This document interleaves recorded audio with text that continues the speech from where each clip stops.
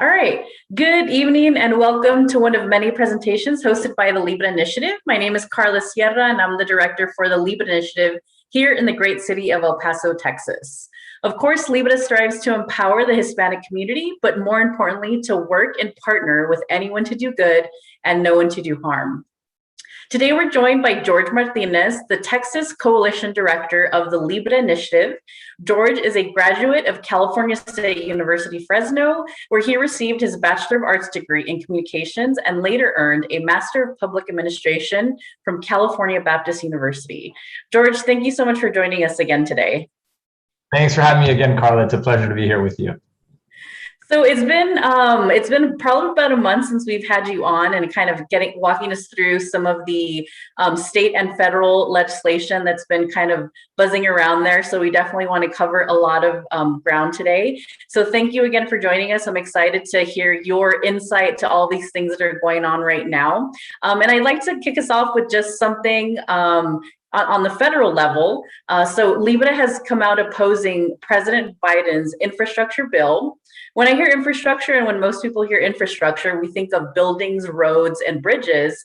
But what President Biden is proposing includes more than that and has a $4 trillion price tag.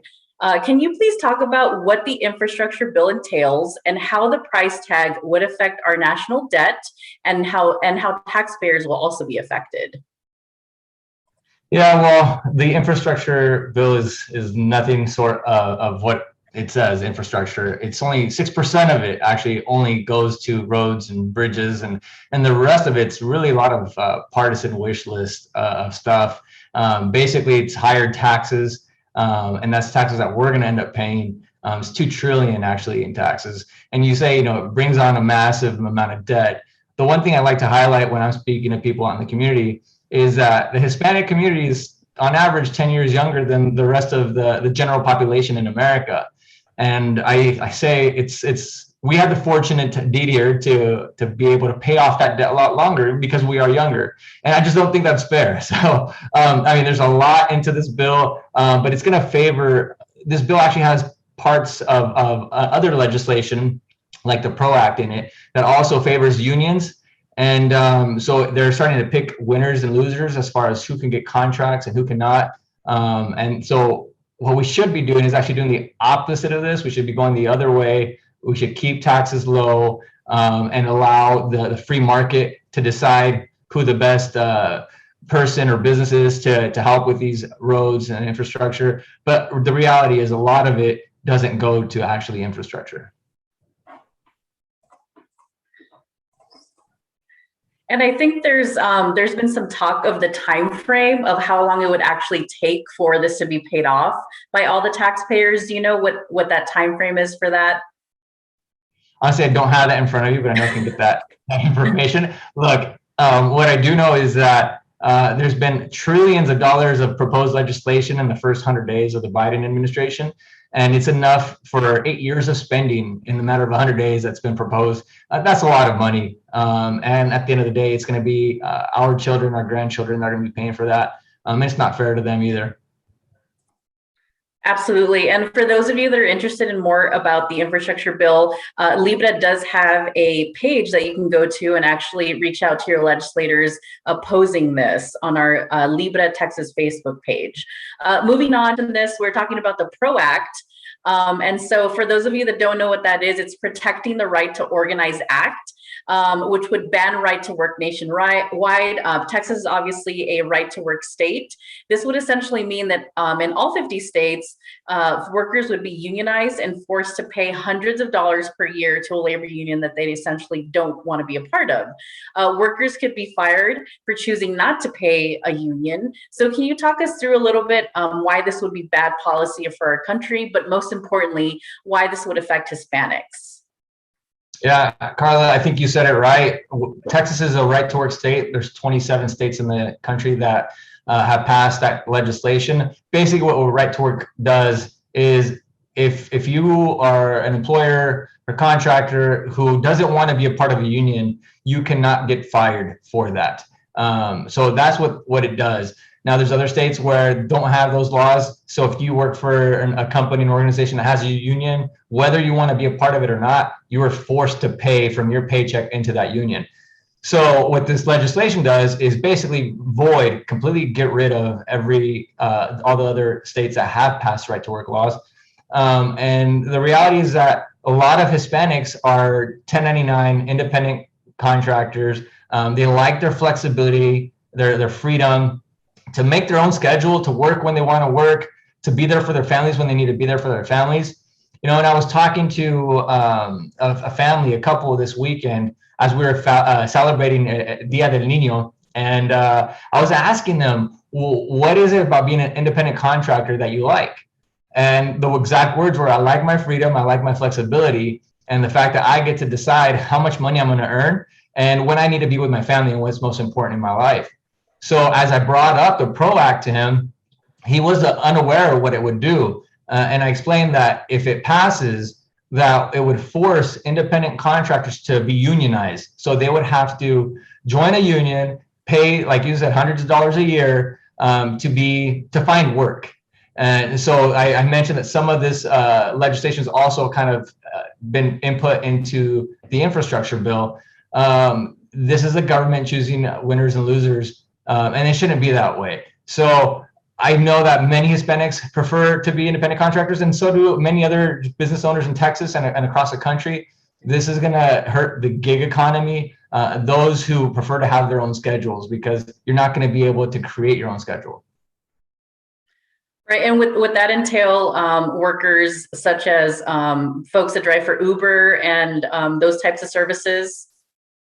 Yeah, it's independent contractor. So if you have your own business or if you employ people, subcontract them out, 1099, any independent contractor, this is going to impact you. And that's a lot of people.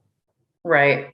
And again, once again, for those of you that are interested in learning more about this particular topic, we do have a petition on our Facebook Libre page that you can sign and reach out to your legislators.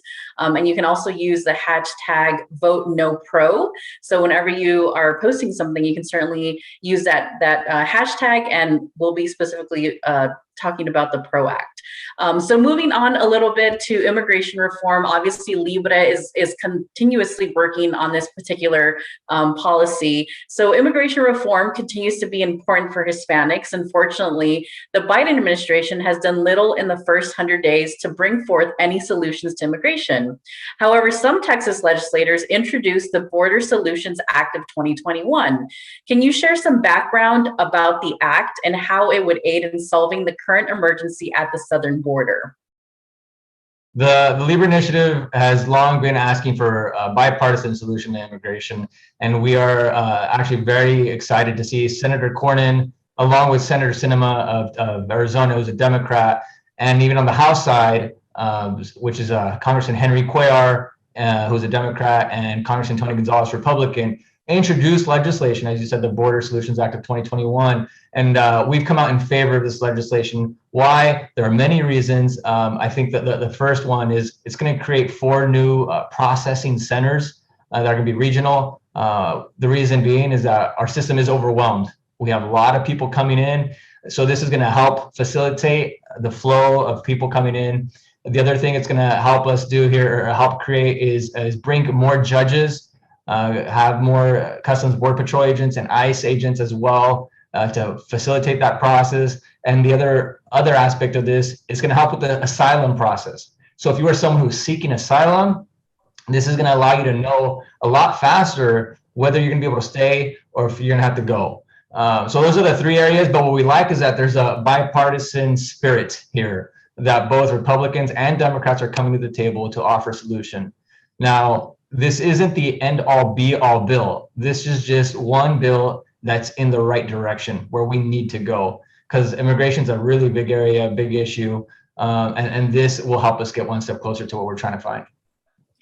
Perfect. And George, can you mention some of the legislators that are working on this solution to make sure that we come up with something for immigration reform? Yeah, look, right now, it was just introduced this last week. So we have the sponsors, as I mentioned, which is Henry Cuellar in the House and Tony Gonzalez. And then on the Senate, you have Senator John Cornyn and Senator Sinema. don't have the list of other sponsors yet, but this is in the beginning stages, and we're hoping that it gains some traction, some momentum, so we can move forward. I have met with other members of Congress throughout Texas and a few other states to introduce this legislation to them, to see if where they are at on the bill, if they've read the bill. If not, we talked to them a little bit about it. And I can tell you that the few I had today, it was very hopeful, really good, good dialogue happening with it. Perfect. Well, that's definitely a good start. So we'll see where that takes us. And shifting over to some of the state legislation that we've been working on and encouraging folks to participate in. HB 29, we haven't talked about that too much lately. So obviously that's a bill that would expand access to quality and affordable healthcare by allowing advanced medical workers to practice to the full extent of their licenses and training. Research continues to support that outcomes for nurse practitioners is the same or even better than that of MDs. 31 other states have approved full practice authority for APRNs, but for some reason, HB 29 has not moved very much during this legislative session. It's actually stuck in committee. What are your thoughts on HB 29, and do you think that there is a chance that we might be able to get this bill passed during this session? You know, HB 2029 is a bill that I actually testified in favor of. I was in front of the committee with other coalition partners, really showing our support for that legislation. The reality is with this one is that in El Paso, there are 4.8 primary care physicians for every 10,000 people. Where I'm at in Hidalgo County, we're at 4.6 primary care physicians for every 10,000 people.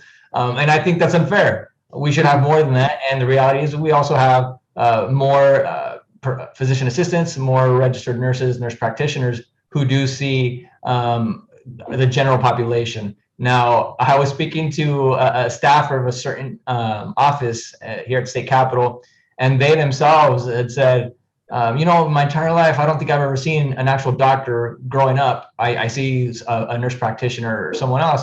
And a lot of us, at least in the Hispanic community, I remember growing up, we would say, hey, I went to go see the doctor. Vi el doctor.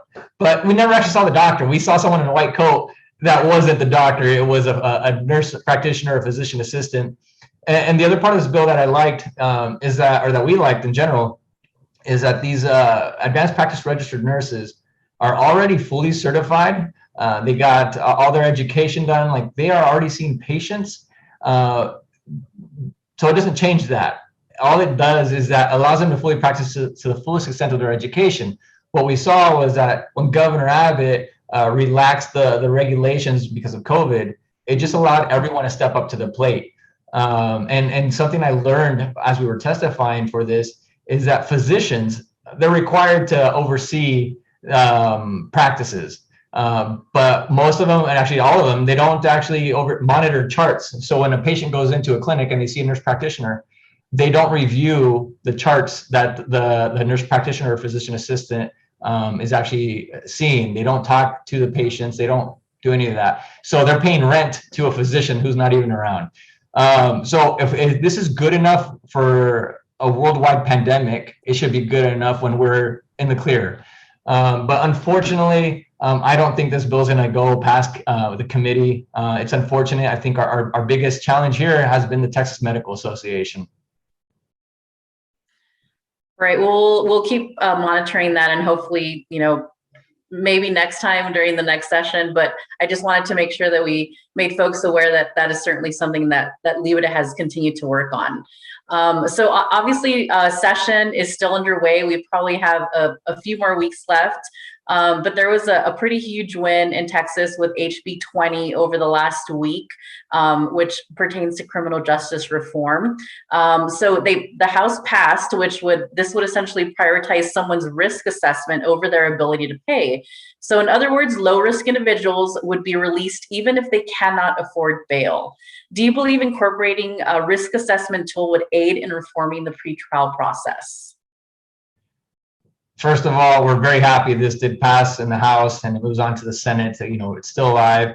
To answer your question, the risk assessment tool is exactly what it says. It's a tool, another tool in the toolbox, so that the magistrate, the judge, can have more information on the individual before the judge. It's kind of like a resume. When you apply for a job, the resume tells you your background, your job experience, but it doesn't tell the full picture. But it's just another tool that your potential employer has to kind of judge whether you'd be a proper fit for the role they have open. It's just like that. The judge ultimately has the final say.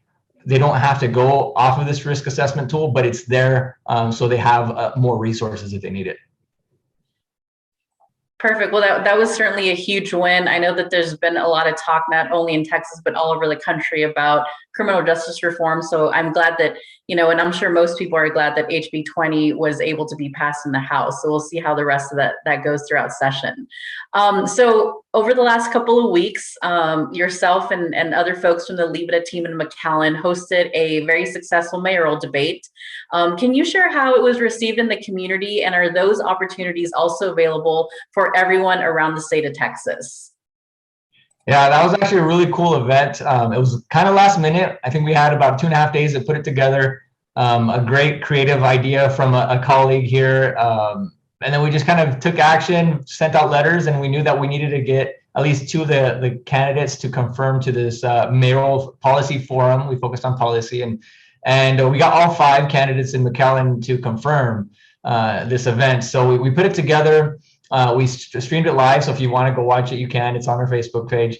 But it was it got a lot of attention. We had every media market there, with the exception of one that did confirm but did not show up. But it got a lot of attention, a lot of hits, and we actually had one of the media members there tell us that out of all the debates or policy forums that were happening, that this one got the most out from the candidates in the shortest amount of time, and that they were very happy about it. So yeah, anyone, if there's something like this happening in your area, and it's something that you want to talk about with us, please connect with us on Facebook, on Twitter, Instagram. Reach out to your local representative, your local Libre representative. That's Carla, myself, or someone in Dallas, wherever you are at, and see if this is something we can do. Awesome, George. Thank you so much for all this great information. And I definitely want to encourage all of our communities to continue to get involved with some of the policies that we discussed today. George, can you share some of the ways that folks can get involved? I know that you mentioned a few things, but are there any other ways, websites, social media platforms, anything that's upcoming that we can make sure that we're sharing with all those folks around Texas? The biggest thing, if you go to theliberinitiative.com or belibre.org, go to our action center. You can look up the legislations that we talked about today, and you can take action there. You can look us up on Facebook, the Libre Initiative Texas, on Instagram or Twitter at Libre Texas. Message us, tag us. That's the way you can connect with us and see how you can get involved. Contact us there so the local person in your area can reach out to you. Perfect. And again, George, thank you so much for your time. We really appreciate you joining us. It's always a pleasure to just kind of pick your brain a little bit about all the local, state, and federal stuff that's going on. And just like George mentioned, please continue to follow us on all of our social media platforms. We do have a lot of things coming up and going on. Or if you're someone in one of the communities that we mentioned, El Paso, Dallas, McAllen area, we definitely want to partner and collaborate with you in any way we can to make sure that we're moving forth some great policy and legislation. So with that, again, George, thank you so much for your time, and we do hope that you all have a great rest of your evening. Thank you for having me.